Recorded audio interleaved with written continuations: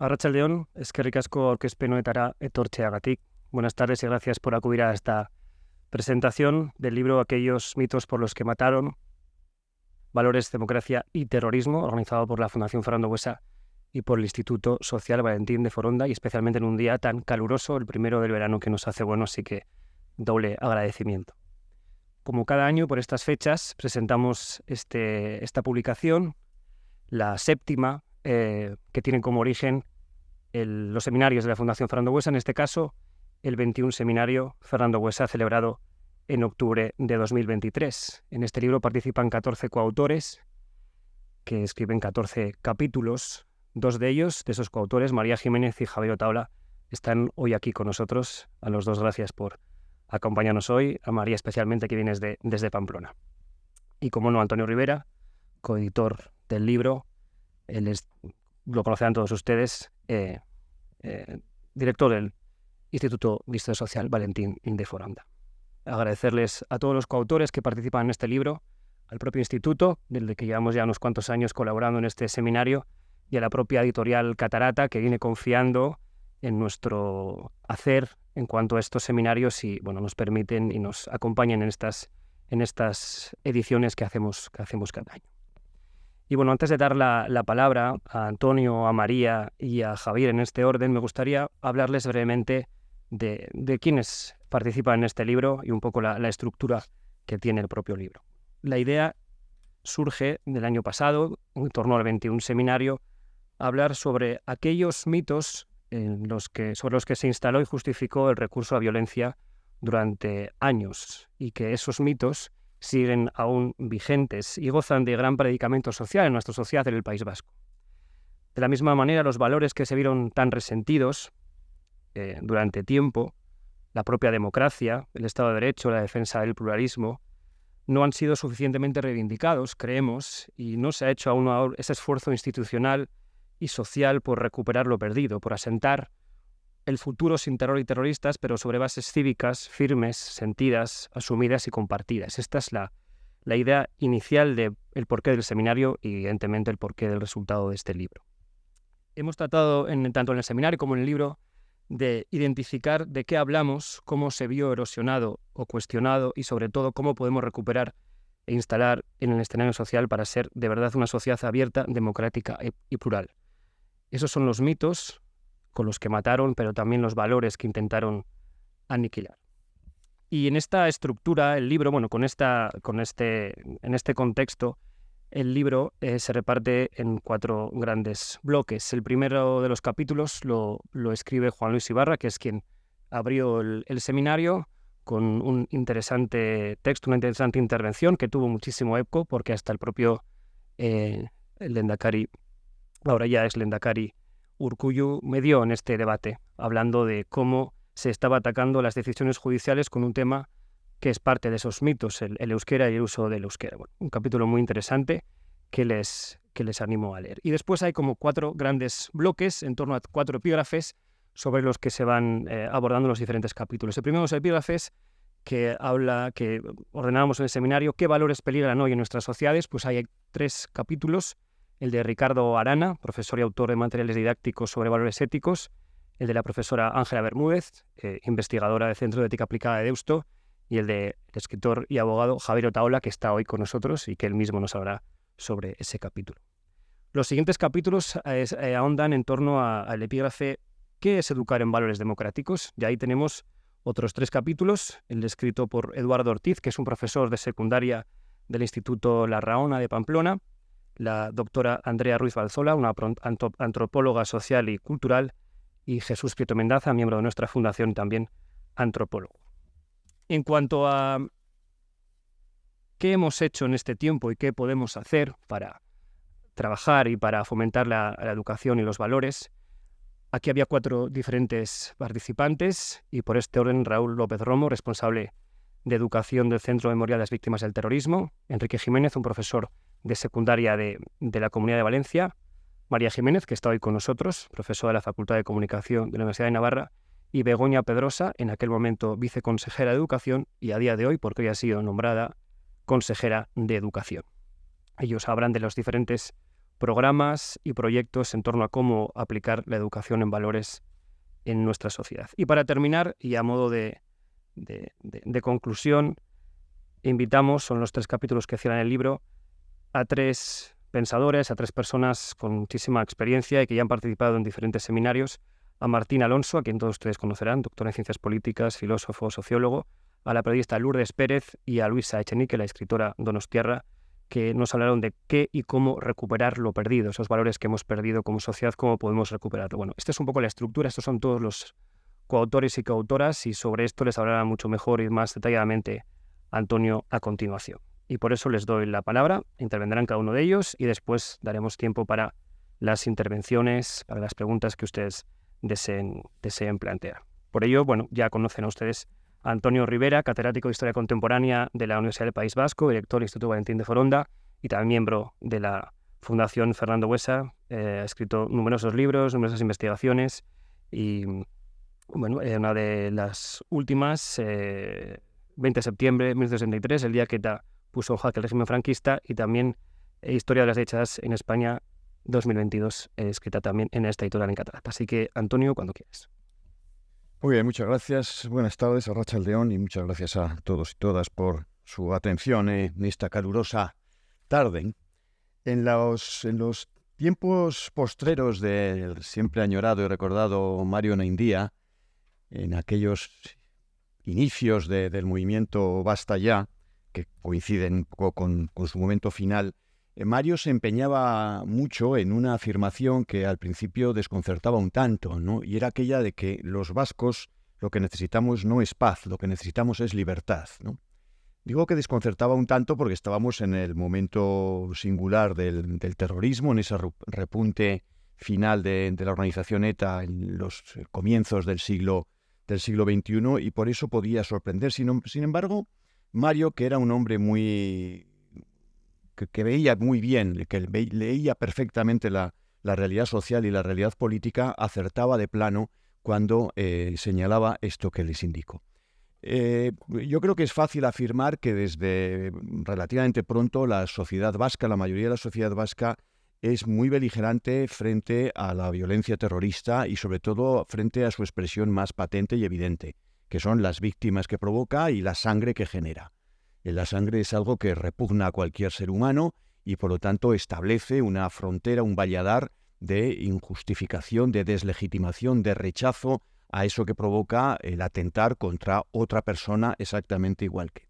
La actitud de la mayoría de la sociedad vasca beligerante con el terrorismo ha sido en ese sentido una actitud que tenía que ver con lo fundamental, que es la preservación de la vida humana y sobre todo desde una perspectiva notablemente comunitarista, es decir, viéndose como individuos integrantes de una realidad comunitaria. Los vascos estábamos en contra de la violencia y estábamos en contra del terrorismo. Sin embargo, la frase de Mario Onaindia, lo que tenemos que reclamar los vascos ahora no es tanto la paz como la libertad, venía a acentuar una cuestión en la que se reparó muy poco, y creo que todavía al cabo de años después del final de la violencia terrorista estamos en una situación similar. Se reparó poco en el sentido de que si había un rechazo de la violencia por esa dimensión humana, comunitaria, física, vamos a decirlo así, sin embargo no era tal el rechazo de la violencia por su dimensión más política y por su dimensión más democrática. Los terroristas no mataban por matar, mataban buscando un objetivo político, y un objetivo político que era totalitario en las formas y totalitario también en los objetivos, porque las formas, los medios y los fines se complementan de manera extraordinaria. Digo esto porque al cabo de ya varios años del final del terrorismo de ETA, y cuando esto ya forma parte de nuestra historia, nuestro recuerdo casi cultural más que otra cosa, es importante recordarlo precisamente por esta cuestión. El terrorismo necesitó desmontar toda una serie de argumentos mediante los cuales funciona la organización política democrática de cualquier sociedad. Y lo necesitaba hacer precisamente porque la manera de considerar que aquellos a los que mataba eran cosas y no personas consiste precisamente en desmontar lo que son los principios del respeto que nos tenemos los seres humanos para que funcione precisamente un modelo de sociedad democrática. Y estos principios no tienen que ver únicamente con dimensiones de orden moral, sino con dimensiones de orden claramente político, claramente democrático, que tienen que ver con el respeto a lo institucional, con el respeto a las normas de que nos dotamos, etcétera, etcétera. Al punto de que, al cabo de varios años del final de ETA, la organización se disuelve en un momento dado por una necesidad estratégica dentro de su propia cultura política, resulta tremendamente ineficaz para el logro de sus objetivos políticos, pero sin embargo nos encontramos con que muchos de esos elementos de los que nos privó la actuación del terrorismo y muchas de esas herencias o falsos legados que nos dejó la violencia terrorista, siguen teniendo una notable lozanía en la sociedad en la que nos encontramos. Es decir, ha desaparecido el instrumento, ha desaparecido el medio letal y pernicioso que era el terrorismo, pero los argumentos mediante los cuales el terrorismo podía tener cierta proyección social y cierta legitimidad social, muchos de ellos, no todos, no exageraré, pero muchos de ellos están sobre la mesa. Y nuestra sociedad sigue asumiéndolos con una cierta naturalidad, al punto de que es muy importante que esto lo consideremos, porque si dejamos pasar la circunstancia y no deconstruimos esos argumentos que sirvieron para matar, al cabo de X años, otro grupo de jovencitos como aquellos de 1958-59 se pueden reunir un día y considerar que hay unos enormes peligros que acechan nada menos que al pueblo vasco, que justifican y legitiman el que, en lugar de discutir sobre temas culturales, pasemos en un día determinado a actuar de una manera violenta para lograr nuestros objetivos políticos y enfrentar a aquellos que ya no son contrarios políticos, sino radicales enemigos políticos. Esto es, en definitiva, lo que se estaba planteando en ese seminario, el 21, que nos reunió en el mes de octubre, y lo que se recoge en las páginas a partir de las intervenciones de las personas que fueron invitadas a intervenir allí. De alguna manera, ¿qué es lo que se llevó, de qué nos privó el terrorismo, esa continuidad de medio siglo de terrorismo, y qué regalos envenenados de alguna manera nos ha dejado, ¿no? El asunto no era del todo sencillo formularlo y que nuestros invitados recogieran lo que allí se proponía, ¿no? Porque, bueno, tiene un punto de cierta abstracción, de cierta especulación al respecto de, ¿no? Y yo creo que en general todos ellos fueron muy certeros, y cada uno desde su perspectiva y desde su especialización para responder. Y Eduardo señalaba que el que primero lo hizo fue precisamente el encargado o el invitado a dar la lección inaugural, que fue el magistrado Juan Luis Ibarra, ¿no? Y quiero traer a colación lo que es mucho más que una anécdota de su intervención, porque ilustra perfectamente el objetivo que nosotros teníamos establecido. Juan Luis Ibarra simplemente planteó una cuestión que tenía que ver con el hecho de que después del verano del pasado año había habido unas sentencias judiciales que en definitiva lo que trataban era de establecer criterio al respecto de una colisión de intereses. Vamos a llamarlo así, una colisión de derecho, salvo que se llame de otra manera y me corrija Javier, que es leguleyo, ¿no? Una colisión de intereses entre unos trabajadores que no disponían del perfil o del nivel adecuado de euskera que se les exigía en un determinado instante para instalarse o mantenerse en un puesto de trabajo, y frente a ello, pues el propio derecho que, al parecer, debe asistir a la lengua como tal para preservarse a partir, pues, de leyes, desde la normalización lingüística a todas aquellas que haya. Esta contradicción de intereses y esta contradicción de derechos es muy habitual en la vida de una sociedad democrática, es lo característico de la vida de una sociedad democrática. Sin embargo, después del verano del 23, esto se había traducido en una descalificación de esos jueces que estaban aplicando la ley a su criterio, pero dentro de la disciplina de la ley, porque contravenían el derecho sacrosanto que asiste a la lengua por encima de todo eso. Lo que se hizo, y ustedes fueron testigos, fueron invitar a concentraciones de cargos institucionales, léase alcaldes, invitar a concentraciones importantes y manifestaciones de un numeroso contingente de vascos que entendía que no había discusión posible porque había una cuestión que era superior a, y que además colocaba a los que trataban de cuestionarla, pues poco menos que contrarios y enemigos a las características y a los valores que tiene que defender el pueblo vasco. A la altura del verano del 23 y después del verano del 23, esto era, me van a perdonar ustedes, casi algo risible. Algo que alguien se plantee estas cosas de esta manera en el siglo XXI es risible. Pero 10 años antes no era risible, 10 años antes era dramático, porque esos jueces, en este caso, que eran ubicados por una mayoría social, por un importante contingente social, como enemigos de la lengua vasca, ergo enemigos del pueblo vasco, podían ser, lógicamente, liquidados y legítimamente liquidados por aquellos que se atribuían su papel de defensores armados de los derechos históricos del pueblo vasco. Esto ilustraba perfectamente de qué estamos hablando. Es decir, ilustraba de que ya no hay ningún miedo. Esos magistrados que están emitiendo sentencias no tienen por qué mirar debajo del coche porque ya no hay nadie que ponga nada debajo del coche, pero sin embargo el argumento que enfrenta de una manera tan tosca los supuestos derechos de nada menos que toda una comunidad frente a los derechos que establece la propia norma, que establece la propia comunidad, porque no se la ha establecido ningún otro, pues este choque se establece en términos de claro desequilibrio. Unos representan por completo al pueblo y otros son radicalmente los enemigos del pueblo. Bueno, pues hemos conseguido que por fortuna estos magistrados puedan emitir justicia simplemente con nuestro repudio y no con nuestro crimen, pero sin embargo el repudio sigue siendo una cuestión que nos debilita extraordinariamente como sociedad democrática que somos. Les pondré otro ejemplo, el que tiene que ver, por ejemplo, con las políticas públicas de memoria. En los últimos meses del mandato del Lehendakari Urkullu se ha lamentado extraordinariamente de hasta qué punto estas políticas de memoria pública no han sido lo suficientemente eficaces como para que un cuerpo social importante acabe votando a aquellos que jaleaban hasta hace media docena o una docena de años el crimen político. Claro, la cuestión es que si consideramos que las políticas de memoria pública, como han sido en estos 10 últimos años, es una cuestión que afecta a un pueblo, a una versión comunitaria, y que no tienen nada que ver con la vulneración de la democracia, con la impugnación de la democracia, que no tienen una dimensión política, sino que se interpretan solamente como el pobrecito pueblo vasco que lleva un montón de años siendo atacado por un continuum de violencias históricas de diferente tenor. Si lo interpretamos de esta segunda manera, como se ha interpretado las políticas de memoria pública, el resultado que tendremos es que cuando alguien deja de disparar, nos olvidamos de quién disparaba y por qué disparaba. Y ahora, a quienes soplan la nuca, los herederos de aquellos, políticamente hablando me refiero, no de otra manera, se empiezan a preocupar por la ineficacia absoluta de las políticas de memoria pública durante todos estos años.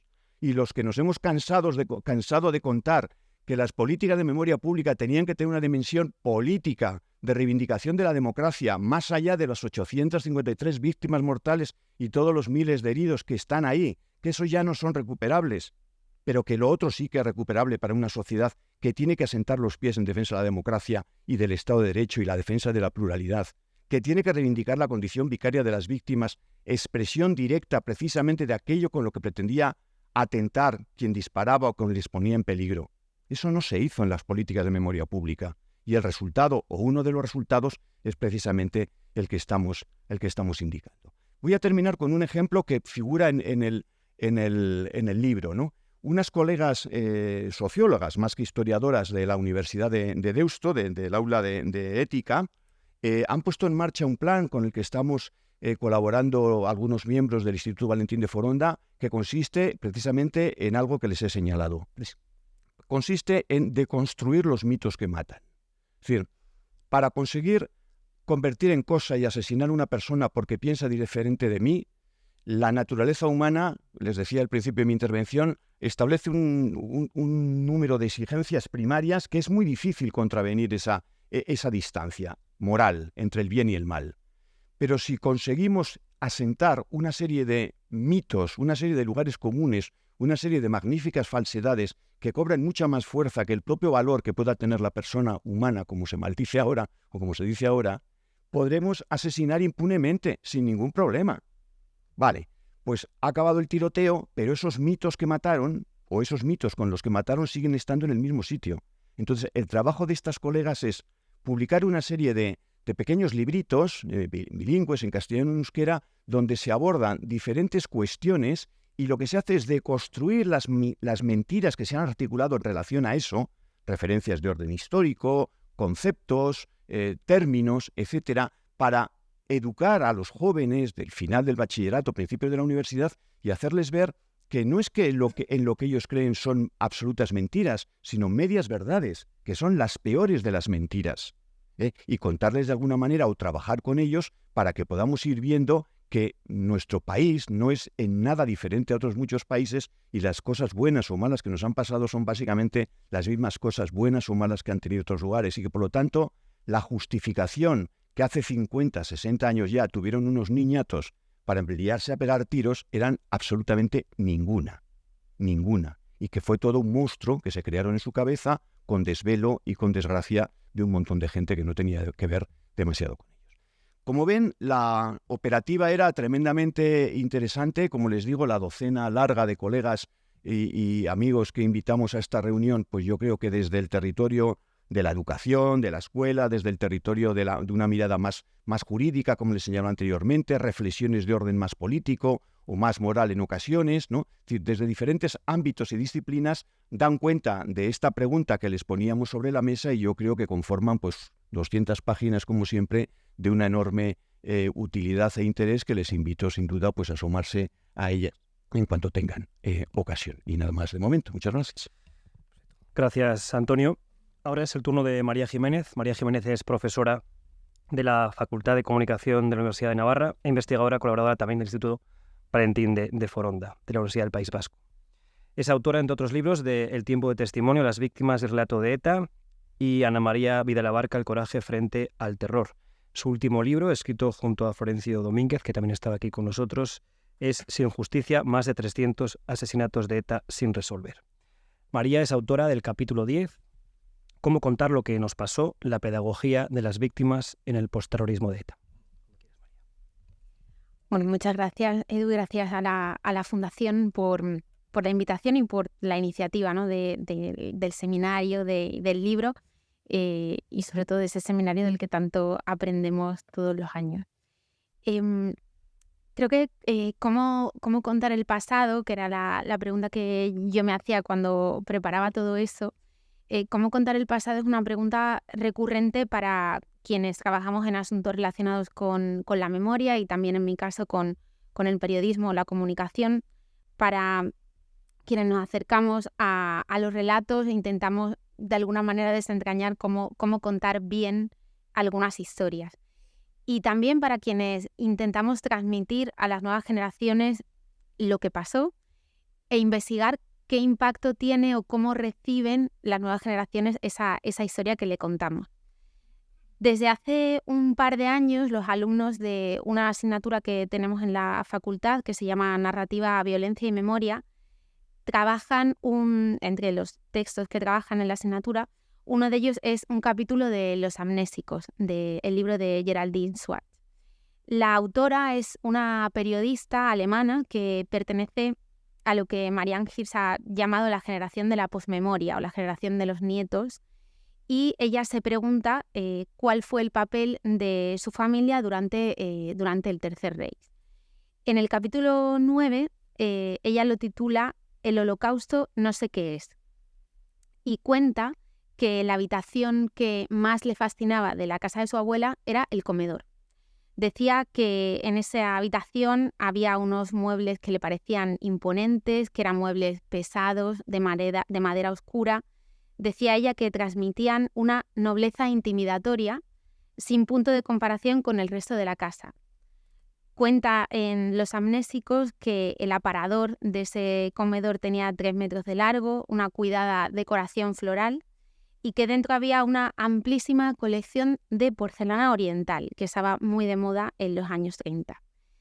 Decía también que la mesa tenía patas de garras de león y que resultaba literalmente tan alta que hasta los alemanes de elevada estatura tenían que mantenerse rectos como un palo para no meter el mentón en el pastel de crema. Los muebles de ese comedor de su abuela formaban parte del paisaje familiar y aparentemente nadie se había preguntado cómo habían llegado hasta allí. Hasta que un día su padre encontró unas fotografías de la casa anteriores a la guerra. Y en esas fotos, esos muebles no solo no estaban, sino que los muebles que había pues eran unos muebles bastante más rústicos, decía ella, más toscos, con bastante menos señorío. Tampoco aparecía la biblioteca Art Deco, un gran escritorio, unas alfombras, que de repente parecía que habían irrumpido en la casa. El padre le contó a su hija que los muebles olían a alta burguesía, un estatus alejado del que tenía su familia. Y le dijo, supongo que los compraron porque los precios eran realmente bajos. Durante la guerra, los bienes de los judíos se vendían rebajados y eso se sabía. Ella le preguntó a su padre, pero bueno, eso se sabía y tú dijiste algo o preguntaste. Y él le dijo, pues, ¿de qué serviría? Leyendo ese libro que hoy presentamos, me acordé de ese capítulo de los amnésicos porque ese libro habla del olvido en los amnésicos, habla del olvido en grandes términos, de las cifras de desaparecidos, de los guetos, de las deportaciones, de todos esos acontecimientos que ocurrían a la vista de todos y que hacían imposible justificar el olvido o la ignorancia.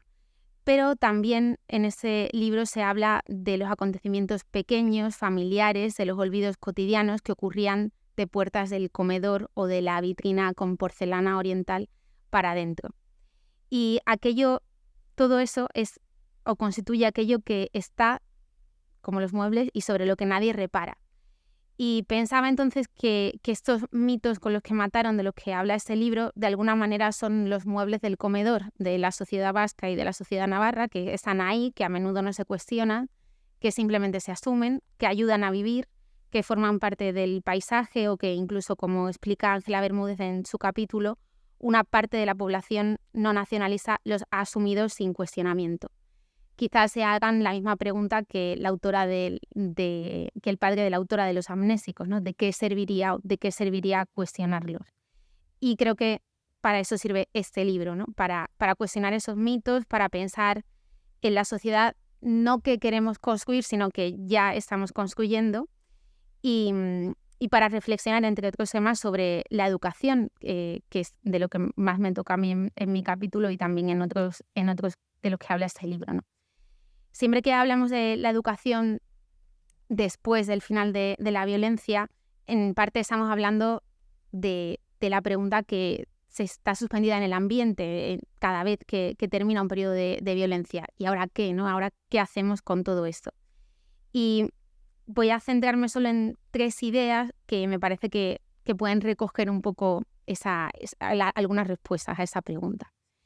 La primera idea es que la escuela es un lugar de socialización, de sensibilización y de descubrimiento de la historia.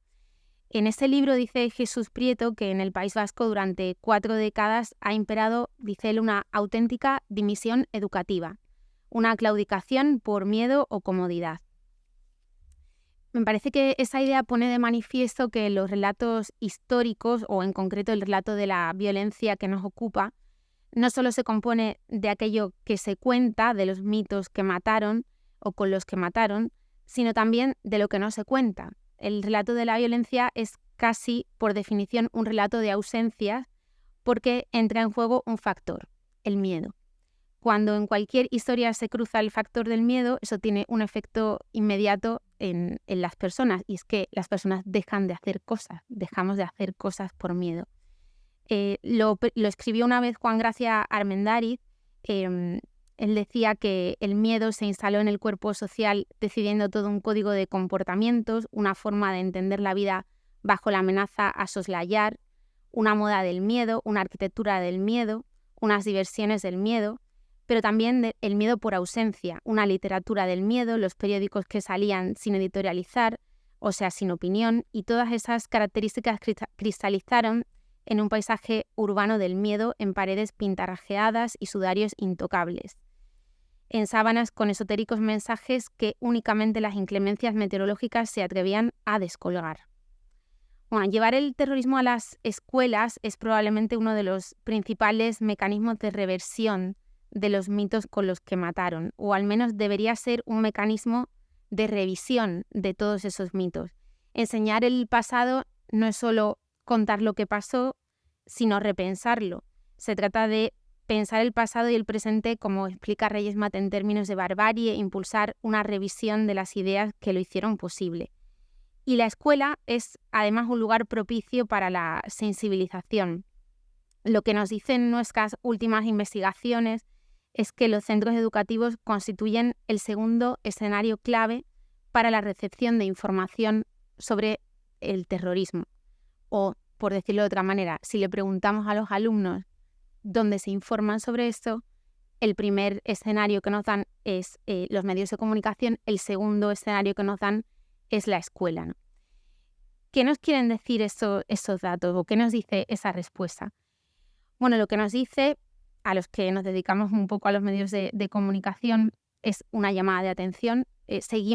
Los medios siguen siendo una fuente de información valiosa para los jóvenes sobre el terrorismo y ellos lo diferencian de las redes sociales, no dicen exclusivamente medios de comunicación, y eso hace que el periodismo tenga una responsabilidad y una oportunidad de sensibilizar sobre el terrorismo y sus consecuencias. Pero lo que respecta a la escuela, lo que nos están diciendo los jóvenes es, ese es un escenario de información y también de intervención. Los programas educativos pueden contener iniciativas que se adapten a los públicos, como ahora explicaré, y son a menudo el contexto en el que los alumnos acceden por primera vez al testimonio de una víctima del terrorismo. En definitiva, la escuela es el entorno en el que los alumnos van a construir su opinión sobre el fenómeno terrorista y ya que es ahí donde pueden conocerlo y estudiarlo, es también el lugar donde podemos intentar hacer algo para contárselo. En ese hacer algo para contárselo está la segunda idea en la que me quería centrar, que es la de la pedagogía de las víctimas. En este libro afirma también Ángela Bermúdez que la marginación de la experiencia y la perspectiva de las víctimas es el mecanismo más obvio de normalización de la violencia, que en muchos relatos del pasado las víctimas no aparecen o si lo hacen, aparecen en forma de una violencia sin dolor. La pedagogía de las víctimas es la cara B de toda esa normalización de la violencia. Cuando hablamos de la pedagogía de las víctimas nos referimos en realidad a las estrategias pedagógicas que utilizan las experiencias directas de las víctimas, de quienes han padecido la violencia, para relatar en primera persona el contexto en el que esa violencia se utilizó, las consecuencias físicas, psíquicas y sociales en la vida de esas personas y en última instancia también para deslegitimar el uso de la violencia y de las lógicas que llevaron a utilizarla para que no vuelvan a activarse. Los destinatarios de la pedagogía de las víctimas son esa generación del después, esa generación que no ha vivido la violencia, que no socializó con quienes la sufrieron de manera directa y que cuando se cuenta lo que pasó, lo asumen casi como si fuera una película o una historia de ficción, ¿no? Eso que nos suelen preguntar los alumnos cuando le contamos esto en detalle, pero ¿eso pasó de verdad o eso fue así? Bueno, pues eso fue así, ¿no? Cuando esos alumnos ponen cara y voz a los protagonistas, cuando escuchan sus testimonios de primera mano, la historia deja de ser una abstracción o deja de ser una ficción y pasa a convertirse en algo personal y algo tangible. Y de alguna manera ellos comienzan a apropiarse del pasado y a hacerlo suyo, ¿no? Ese acercamiento que ellos tienen es un acercamiento ético, o al menos inicialmente ético, no historiográfico, y se produce en buena medida pues, a través de mecanismos de identificación con las emociones que transmiten las víctimas. La pedagogía de las víctimas es una apuesta pedagógica, pero no solo pedagógica, es una apuesta moral. Enlaza con una reflexión en torno a la memoria que formuló Jiménez Lozano y que él definía como una suerte de solidaridad hacia atrás. Una solidaridad rememorativa con los muertos y los vencidos, solidaridad que rompe el embrujo de una historia interpretada desde la perspectiva evolucionística o dialéctica como historia de vencedores o del progreso, ¿no? Él hablaba de una memoria que irrumpía en el ámbito de lo fáctico, que lo trastorna, que desmonta mecanismos de encubrimiento, todos estos mitos de los que estamos hablando, y que devuelve su voz a la verdad silenciada o encubierta. Bueno, pues de alguna manera de eso se trata cuando llevamos las historias de las víctimas a las aulas. Y la última idea de la que quería profundizar en realidad es casi una preocupación que nos asola desde hace unas semanas, cuando empezamos a digamos, a desbrozar el último trabajo que estamos haciendo sobre la recepción que tienen los testimonios de las víctimas o la pedagogía de las víctimas en las aulas de secundaria. Me recordaba a esa preocupación que tenemos a una frase de Jesús Prieto en ese libro que él dice que la sociedad vasca se nutrió de los indiferentes, de los espectadores pasivos e impasibles para la ejecución de cualquier acoso. Bueno, hasta ahora, cuando llevábamos los testimonios de las víctimas a las aulas, a nosotros nos preocupaban los radicales. Es decir, ese grupo de alumnos minoritarios que tenían unas posiciones políticas fuertes, que tenían un nivel de ideologización alto y que eran impermeables a los testimonios de las víctimas. No, o sea, se los relataban en primera persona, pero a ellos no les afectaba. Pero con la última investigación que tenemos entre manos, en realidad lo que nos damos cuenta es que quienes nos preocupan no son tanto los radicales, sino los indiferentes. Hay un grupo de la población de alumnos de secundaria, que al menos en la investigación que nosotros estamos haciendo, pues llega a la mitad de los alumnos, a los que no les interesa. O sea, no les interesa probablemente muchas cosas, pero desde luego no les interesa el fenómeno terrorista, no les interesa la política, no les interesa la ideología, es decir, no tienen una posición ideológica fuerte, no se identifican con ningún partido político, están en un momento, o sea, en un medio estadio de todo y de nada, porque realmente no muestran ese interés. Pero, claro, a esos alumnos, cuando se les pregunta si conocen algo sobre el fenómeno terrorista, ellos dicen que no conocen mucho, que no han conocido directamente el testimonio de ninguna víctima, y nosotros vamos y les presentamos el testimonio de una víctima. Y cuando les preguntamos si ese testimonio les ha impactado, nos dicen que no. Nos dicen que no al mismo nivel que los radicales. Son impermeables ellos también, ¿no? Claro, eso al mismo tiempo es la otra cara de la moneda de otra de las líneas en las que estamos investigando, que es, en realidad, a los alumnos que más les impactan los testimonios son los empáticos, los sensibles, quienes tienen una conexión emocional con quienes tienen delante, con las víctimas. ¿Qué pasa si esa conexión emocional no existe? ¿Y qué pasa si tampoco existe un interés genuino por conocer? Si no te interesa y no te afecta, ¿qué hacemos contigo, no? Pues para nosotros en realidad ese es el reto. Ellos son el reto ahora. O sea, necesitamos encontrar herramientas pedagógicas que nos ayuden no a educar sobre terrorismo, a sensibilizar sobre el terrorismo, sino a educar en la empatía, porque en el momento en el que esos alumnos empiecen a ser empáticos, conectarán con las víctimas.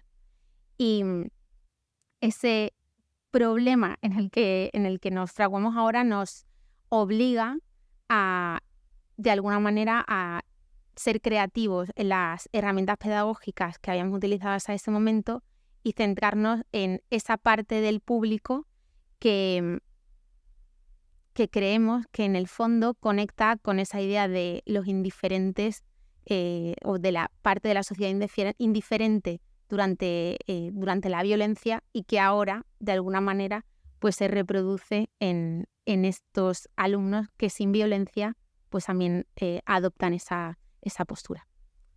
Y nada, muchas gracias. Gracias, María. Es el turno de Javier. Javier es licenciado en Derecho por la Universidad de Deusto. Ha sido profesor de Derecho de la Academia de la Ertzaintza, la Policía Vasca, en su primera promoción en el año 81. Es abogado letrado del Gobierno vasco. Ya está jubilado, y ha sido síndico defensor vecinal de esta ciudad, a quien todos hemos conocido. La ejerció del año 2002 al 2012. Colaborador de prensa y de varias revistas. Es autor de numerosos libros y novelas, entre los que podemos destacar La laicidad, una estrategia para la libertad, y El síndrome de Nietzsche. Javier es el autor del capítulo 4. ¿Qué valores están hoy en peligro en nuestra sociedad? Una aproximación. Cuando quieras, Javier. Muchas gracias por darme la palabra para hablar de este tema tan relevante y además que el acertar en la comprensión de lo que estamos hablando puede ser determinante, digamos, en el futuro político y sociológico que podemos esperar. Me ha gustado mucho las dos intervenciones previas porque además me sirven de perlas para contraponer los dos puntos de vista. Yo comparto más el de Antonio, que el problema ya no es el terrorismo ni los sentimientos que los chavales puedan tener sobre las víctimas del terrorismo, que me imagino que serán, digamos, como los que tienen por los de Gaza o por los de Ucrania. Yo no tengo una buena opinión del ser humano, para empezar, soy pesimista en términos filosóficos. Entonces no espero gran cosa de los buenos sentimientos, sino del orden social y político que nos, digamos, que nos estructura socialmente. Yo creo que ahora efectivamente el problema ya no es el problema, digamos, de si los jóvenes si dicen que no sienten nada o que no se emocionan por las víctimas. Pues seguramente por ninguna otra víctima. Los chavales no están pensando en eso. Es como hablarles ahora de la batalla del Ebro. Quiere decir que yo entiendo que en términos vitales el ser humano más bien tiende a preocuparse de los problemas que le afectan directamente. No sentían nada cuando estaba pasando y las calles estaban ensangrentadas como para sentir ahora que eso es una cosa que está ya casi en el pasado. El tema en realidad ahora efectivamente va mucho más allá. Los valores siempre están en peligro, porque los valores nunca son ninguna realidad maciza y pétrea, sino que son, en cierto modo, vigencias sociales. Y las vigencias sociales pues son muy etéreas, porque no están en la realidad, sino que están en la cabeza de las personas. Y lo que ocupa normalmente la cabeza de las personas en el 85% es qué voy a hacer yo mañana, o qué va a ser de mí. Y luego el 15% restante sobre los demás asuntos del mundo y de la humanidad. Entonces, en principio, yo creo que habría que centrar ahora, a partir de la experiencia que hemos tenido, por supuesto que hay que seguir trabajando por la memoria, pero sobre todo por la lección política que podemos sacar de lo sucedido hasta la fecha.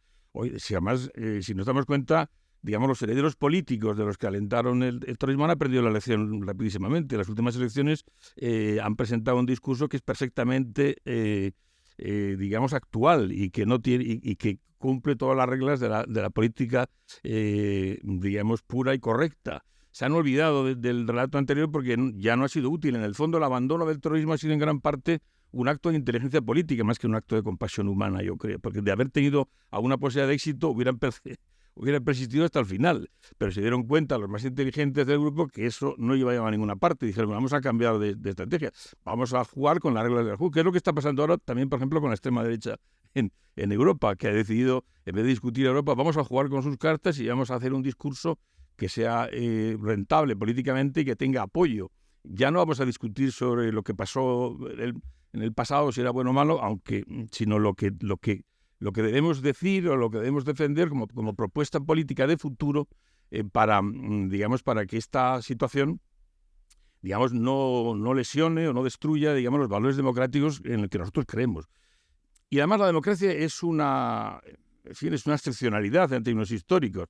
En los 5.000 años de historia de la humanidad, 5.000, que se dice pronto, nosotros somos un 0,2. O sea, realmente la osadía que ha tenido el ser humano de buscar un sistema social en el que podemos llegar a convivir a partir de unos límites éticos mínimos o razonables, personas que tienen concepciones de la vida completamente distintas sobre lo que es justo, sobre lo que es injusto, sobre la ética social o individual.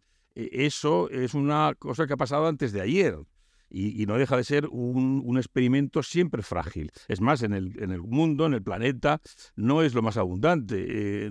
Sigue funcionando la mecánica sencilla si la verdad, es totalmente verdad. Y por tanto, el que está en contra de la verdad, a la cuneta. Así que la ideología básica y elemental de la historia de la humanidad ha sido el que no está conmigo está contra mí. O sea, y hoy en día nosotros, a partir de este fenómeno extraordinario de la democracia parlamentaria y liberal, hemos aceptado que a partir de unos linderos éticos básicos podemos llegar a convivir con personas con las que no compartimos ideales ni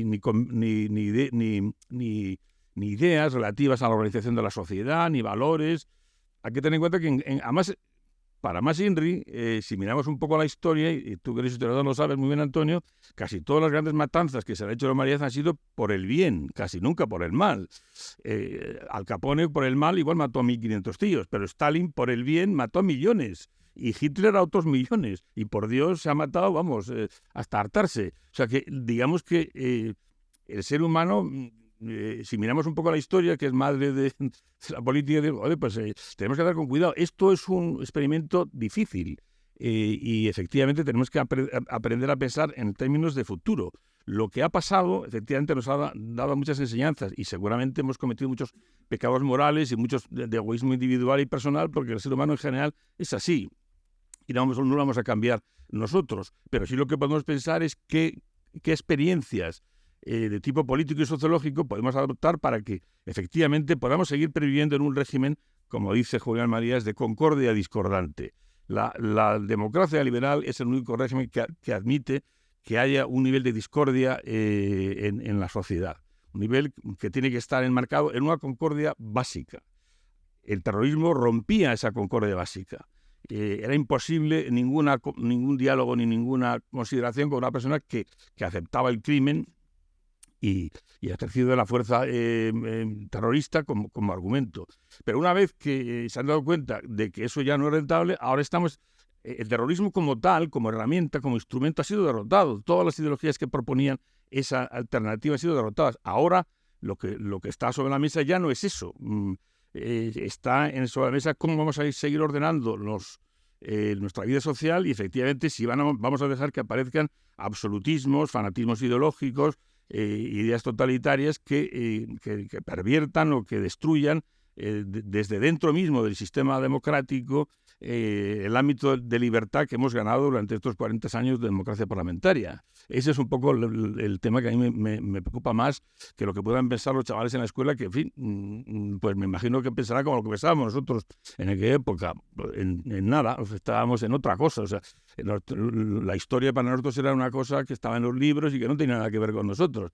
Y no nos despertaba grandes emociones. No sé si con esto soy un poco crudo, pero es lo que tal y como yo lo veo.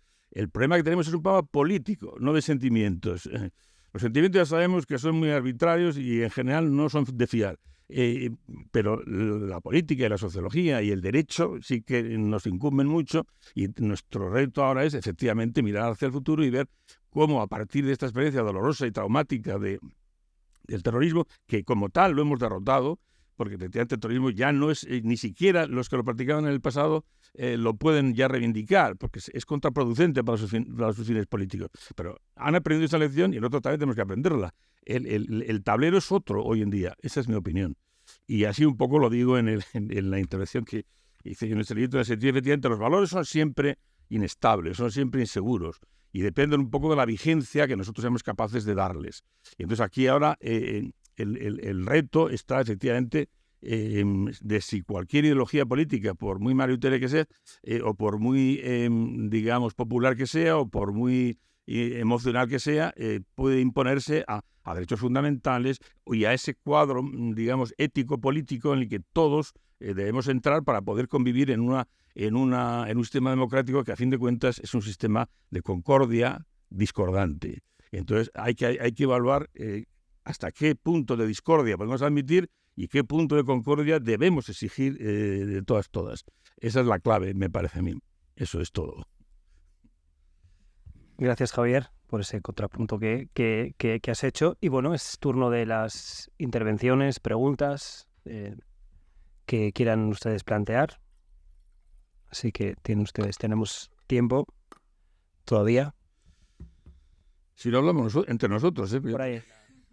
Porque igual no estamos de acuerdo. Ay. Bueno, sí, si no damos paso, hay una pregunta por ahí. Si no, sí, bueno, una intervención más que una pregunta. Sí, perfecto. Primero, apoyaos tanto a la Fundación como al Instituto Valentín de Foronda por esta labor que hacéis continuamente en defensa del significado político de las víctimas del terrorismo.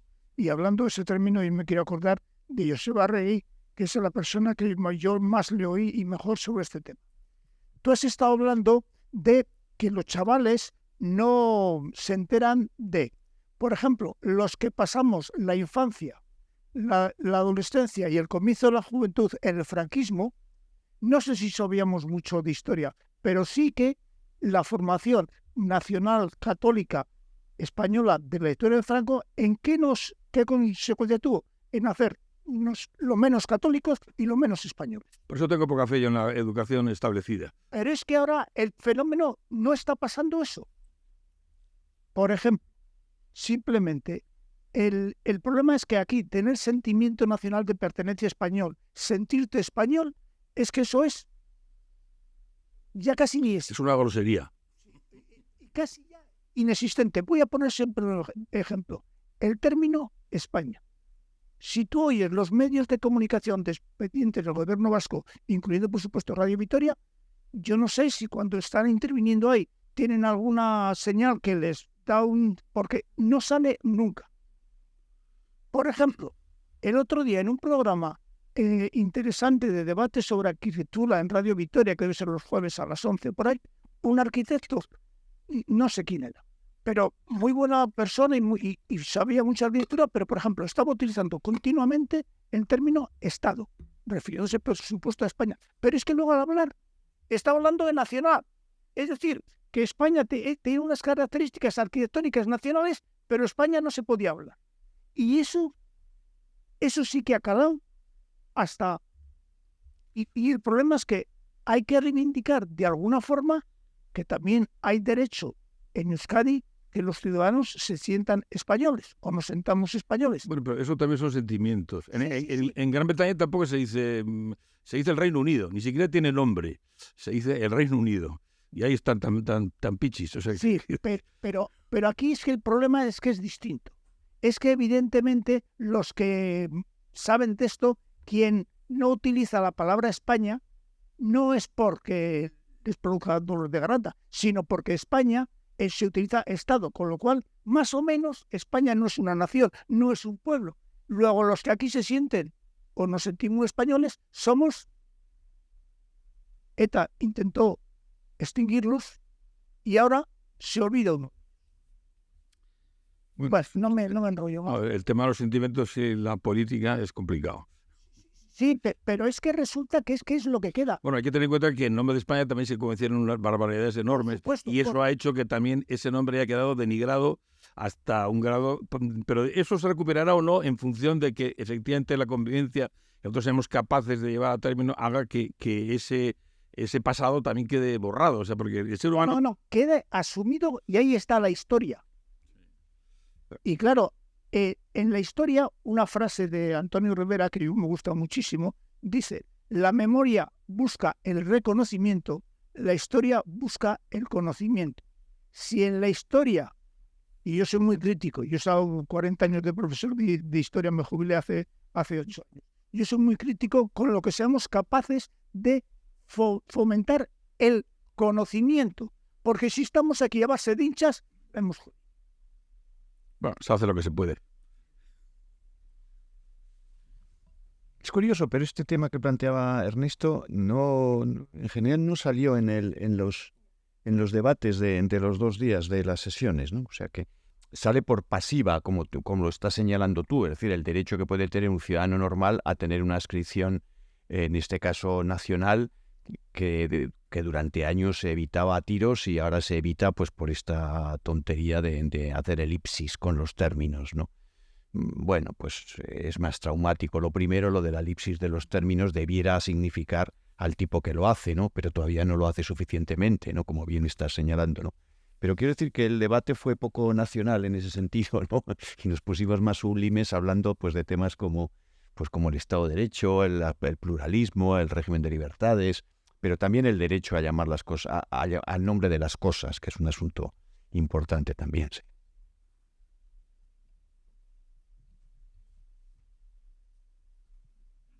Buenas tardes.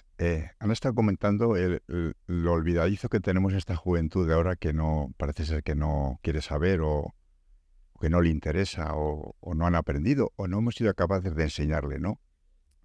Y es que esta mañana, viendo la prensa, venía una fotografía que me ha causado un hondo pesar, no sé si ustedes la han visto. En Oñate aparece un cabezudo disfrazado de guardia civil y aparece un niño que yo no le he hecho más de 5 o 6 años, con un fusil de asalto de juguete, intentando, o sea, haciendo los gestos de matar a ese cabezudo guardia civil. Entonces yo no sé qué tipo de educación o qué ese muchacho... Eso no es educación, eso es política. Pues, bueno, política, sí, política, pero con el fusil intentando acabar con el guardia civil. O sea, ¿qué ideas tiene que le han inculcado? Que no sé qué opinión le merece. Si han visto la foto, a ver qué me pueden decir. Yo, o sea, bueno, primero una idea, claro, las nuevas generaciones no pueden olvidar lo que no conocen o lo que no vivieron. No es olvido, es desconocimiento. Y el desconocimiento en parte viene porque no se lo hemos contado. Cuando les preguntamos dónde se informan sobre ese tema, primero los medios, luego la escuela, luego la casa. El entorno familiar solo sirve de fuente de información para 4 de cada 10 alumnos. Es decir, que 6 de cada 10 no han hablado de esto en casa. No es un tema de conversación, ¿no? O sea, yo, al contrario de lo que decía Javier al principio, o sea, mi visión es optimista porque lo veo en las clases, me dedico a la educación. No, o sea, me parece que eso que tiene sentido lo que hacemos en el aula, pero no por una cuestión sentimental, porque llevar el terrorismo a un programa educativo no es una cuestión sentimental, es una decisión política. Y en eso estamos, ¿no? En fomentar esa decisión política de que eso se enseñe. Claro, si no se enseña, la contrapartida de que no se enseñe es la foto de Oñate. La contrapartida de que no se enseñe es que eso pase y que nadie se cuestione por qué. O de que nadie a ese niño, en el entorno de ese niño, pues le haya cuestionado aquello en lo que probablemente con 5 o 6 años pues ha aprendido en su casa.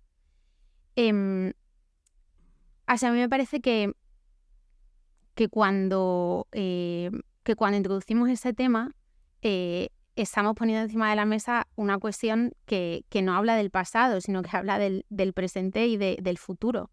Y en el fondo le estamos dando herramientas para que ellos las apliquen en el contexto presente, en el que sí que pueden reconocer como suyo.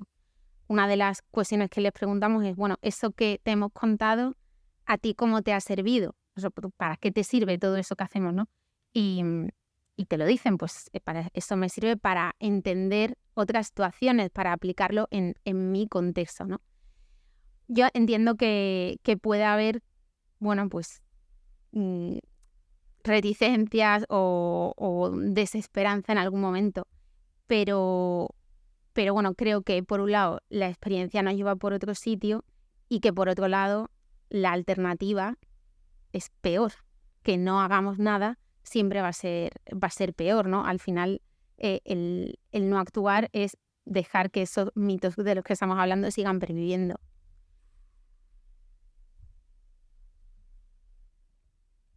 Yo introduciría también un comentario que me parece importante y uniendo lo que decías, María, en torno a la importancia de la educación, del valor pedagógico de las víctimas y que se hace en Euskadi y se hace en Navarra, pero al mismo tiempo, y también recogiendo un poco, decía Antonio, de esas políticas de memoria, que hay una parte de un sector político que dice, ¿qué ha pasado? ¿Cómo pasa esto así si hemos tenido políticas de memoria? ¿Pero qué políticas de memoria estamos haciendo?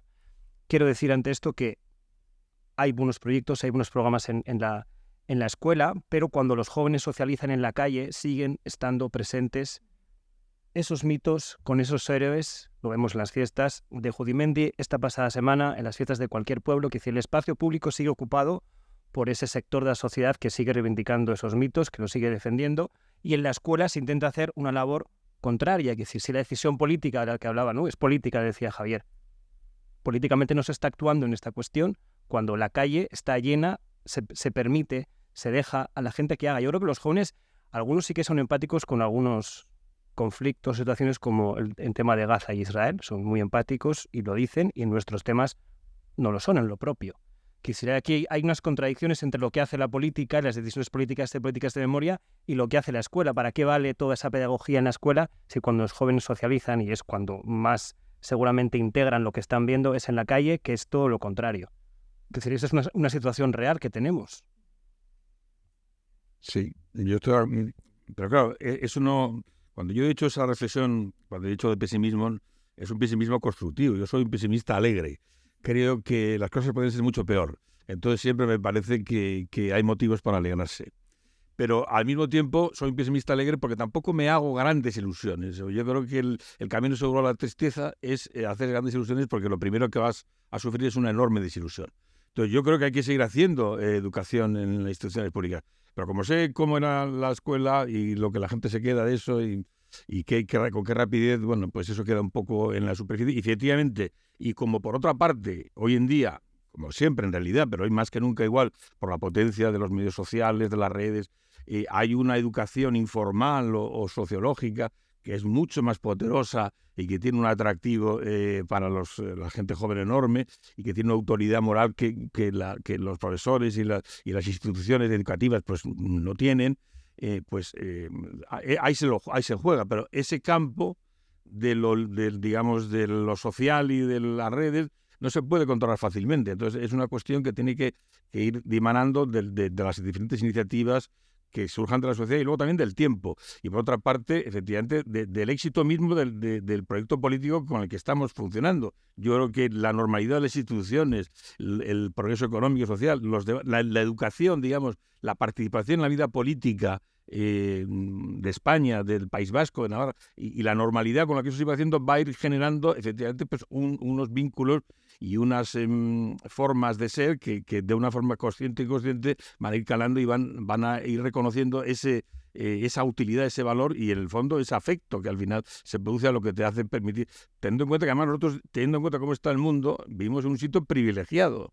Realmente hemos vivido en un periodo vital, en una ventana de oportunidad respecto a las generaciones que nos han perdido, fantástica en términos comparativos. Y eso la gente, yo lo planteo y la gente lo valora. En cierto modo, pues hay una parte, digamos, de discordancia que no vamos a poder resolver nunca, más que con el tiempo. Pero lo importante no es esa discordancia que puede variar, que puede alterarse, sino la concordia estructural sobre la que tenemos que trabajar. O sea, tiene que haber un marco de concordia intocable y defendible, y luego, claro, dentro de ese margen, pues efectivamente habrá discordia, porque la discordia forma parte del debate parlamentario. Eso es lo excepcional del sistema parlamentario, que la gente va allí a discutir, y aunque hay momentos litúrgicos de unidad, lo que más abunda son los momentos cotidianos de conflicto y de discordia, pero hay que preservar que esa discordia está siempre contenida en un marco de referencia, que es lo que nos garantiza que después de todas esas discordias habrá un proceso constructivo y que seguiremos viviendo en un régimen de libertades, de progreso, de derechos sociales y personales, y eso es lo que cuenta. Y el tiempo lo dirá, y después de mí el diluvio. Hay uno de los capítulos que eran muy, muy interesantes, como todos, el de Ángela Bermúdez, centraba mucho en línea con lo que señalaba ahora Javier, la necesidad que tenemos de naturalizar el conflicto, claro, y deslegitimar la violencia, ¿no? Que es justo la inversa de lo que se ha producido en el pasado, ¿no? Es decir, en el pasado estaba naturalizada la violencia y deslegitimado el conflicto, o deslegitimados los conflictos. Es decir, la visión unitaria de una comunidad, de un pueblo, establece que únicamente puede haber un conflicto máximo, que es entre ella misma y lo que está afuera, pero no hay conflictos internos, o peor, que esos conflictos internos inherentes a cualquier sociedad plural y diversa se resolverán como por ensalmo cuando se solvente el conflicto por excelencia, que era el conflicto con mayúscula, conflicto histórico, ¿no? Esta era un poco la explicación que había habitualmente y con la que hemos vivido pues decenios y decenios, ¿no? Y ella hacía una explicación muy interesante en ese sentido, ¿no? Que lo que nos tenemos que es acostumbrar a nuestra sociedad a vivir, a legitimar, a naturalizar el conflicto, porque eso es lo habitual, y por el contrario cuestionar radicalmente el uso de... Ayer había, aparte de esa foto horrorosa de hoy, había una declaración, creo que era de la Diputación de Guipúzcoa, para determinar por dónde tiene que pasar no sé si es una carretera o un tren, me parece que es, ¿no? Y la afirmación era el paso por no sé dónde es innegociable. Bueno, es un tren y es una afirmación y es el juego político y es el lenguaje político. Pero ese es un lenguaje institucional inaceptable. ¿Cómo que innegociable? O sea, salvo que usted sea un trilero, o salvo que se le haya quedado pegado a fuego las maneras de comportarse de otro tiempo, usted tendrá que negociar absolutamente todo. Ha tenido que salir corriendo nuestro Ramiro a decir, oiga, pues aquí de todo se hablará, ¿no? Pues claro, es un ejemplo chusco e inofensivo, ¿no? Pero ese lenguaje también se ha permitido extraordinariamente en ese sentido, al punto de que utilizamos pues casi una terminología de salón del oeste, ¿no? Cuando en realidad todas las cosas se discuten. Y es precisamente por eso, porque establecimos la lógica de la violencia, fuera física o verbal, y por el contrario entendíamos que como pueblo unitario que éramos, el conflicto no era cosa nuestra, sino era lo que teníamos con los de fuera, lógicamente, ¿no? Y es una reflexión que es muy interesante, sin duda.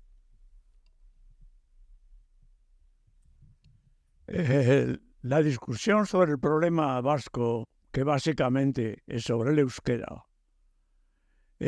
porque las otras diferencias con respecto a las zonas próximas, tanto españolas como europeas, no tienen la importancia o no desencadenan ese ímpetu. Ahí dice aquellos mitos con los que mataron. Yo creo que el mito fundamental es el euskera, claro, evidentemente lo que diferencia al País Vasco. Que hubo una época en que el euskera era un idioma muy importante porque era el auténtico idioma español, anterior a la llegada del latín. Y entonces los españoles de primera eran los vascos. Hay un pasaje del Quijote que entonces van Don Quijote y Sancho a la ínsula Barataria, que la ínsula Barataria estaba en el Ebro, para entendernos, y nombran a Sancho Panza gobernador de la ínsula Barataria. Y entonces llega un señor a decir, traigo un recado para el alcalde, pero es una carta. Y Sancho Panza dice, yo no sé leer ni escribir. Y entonces se levanta uno y dice, yo sí, porque soy vizcaíno y sé leer y escribir. Arrea. Entonces resulta que los vascos eran los españoles de primera, fueron secretarios de los Austrias. Eso es así. Y al final del siglo XIX, probablemente tras las guerras carlistas y ese desastre y la emigración masiva del País Vasco hacia América, etc., se desencadena el idioma. Incluso el insensato del pobre señor, el fundador del Partido Nacionalista Vasco, ¿no? Se equivocó y en vez de llamar a los extranjeros metecos, se equivoca y les llama maquetos. Eso le conté yo como anécdota a una reunión que vino Samin Aïr, que es este intelectual de origen argelino y francés, y se moría de risa, claro, explicándole por qué esa palabra que no existe, porque tenía que haberlo llamado maquetos. Entonces, ¿qué pasa o qué va a pasar con esta situación? Pues muchas cosas. Primero, el idioma internacional ha dejado de ser, después de la Primera Guerra Mundial, el francés, y ahora es el inglés. Hoy mismo el rey, hablando en los países bálticos, el discurso lo ha hecho en inglés. Claro, porque es el idioma internacional. Aquí lo que hay que aprender es el inglés, porque es el idioma científico de todo el mundo, indudablemente. Por lo tanto, ya el euskera ha pasado a ser un recuerdo importante, agradable, no sé cómo decirlo, de un valor que está demasiado valorar como impulso político, porque hoy día lo que hay que hablar es inglés. Te has puesto un amuniano. Sí. Eso ya lo irá diciendo el tiempo, los parlamentos, la sociedad. Yo creo que yo ya desde que me he jubilado solo miro a 15 años vista. Todo lo que venga detrás me parece que es excesivo. Yo qué sé lo que va a pasar. Lo único que quiero es que los 15 o 20 años que me quedan de vida útil, sean tranquilos y que las cosas sean tan buenas por lo menos como han sido hasta ahora.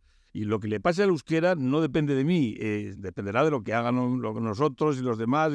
Yo creo que no deberíamos echarnos los problemas del futuro sobre la espalda con demasiado empeño. Las cosas irán como tengan que ir. Si nosotros somos capaces de mantener unas estructuras institucionales sólidas, fiables y una sociedad, digamos, que sea que esté orgullosa de sí misma. Yo creo que los últimos 300 años que ha tenido España, o el Estado español, como lo quieras llamar, o el Reino, estos últimos 40 han sido de los mejores.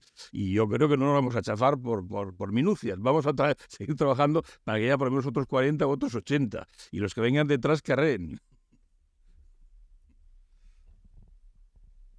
Bueno, pues si no hay más intervenciones, pues lo dejaríamos aquí. Nos iríamos a presentar el libro ya, paramos este verano y nos iríamos el 12 de septiembre a San Sebastián y el 24 a Bilbao para presentar este mismo libro con otros de los coautores de esos lugares. Nada, dar las gracias, Javier, María, por vuestra presencia de aquí, Antonio y yo mismo como coautores, así os queremos agradecer. Y nada, gracias a todos ustedes por estar aquí y disfruten lo que queda de este bonito día.